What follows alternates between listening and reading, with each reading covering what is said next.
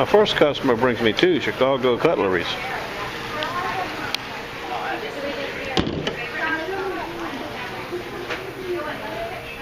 Guy from yesterday stopped by to see me. Well, I've had 2 pocket knives. I think I showed you the 2 Chicagos at first. The guy that runs these, there are 2 big produce markets here. One is over there, and the other one is right over there where it says S&H Produce. I don't know if you can see it or not. I didn't realize that the same guy owns both of them. He's a farmer, local farmer here. And he just brought me this big, he calls it his collard cutting knife. I can't find any name. Oh yeah, there it is, a Victorinox. Anyway, looks like it was painted red one time. He said, I want to get that sharp so when I cut my collars, I can make one swipe and cut them.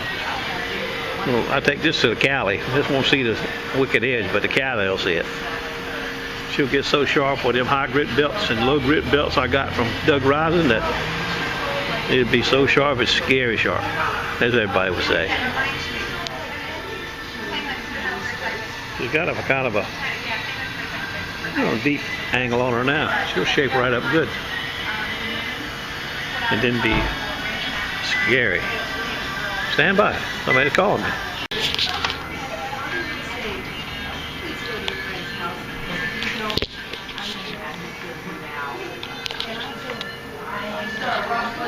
Handmade case. Damascus. 30 years old. Paid $200 for it 30 years ago, right?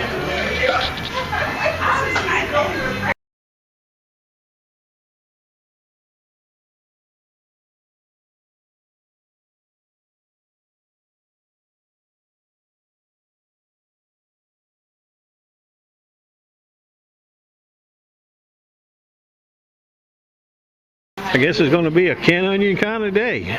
Got another Kershaw, another Ken Onion. Finally a straight bladed one though. I like straight bladed better. Ken Onion design. Fine taquito.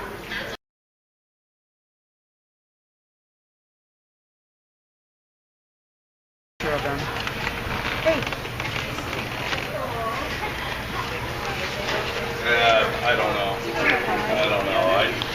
Oh, there's a big shot right weird there. as the city is, they probably... Well, I'm getting ready to head to the hacienda. I got a half a ham sandwich. I got some vegan, gluten-free cupcakes from the cupcake lady. And I got some cash in my poquito.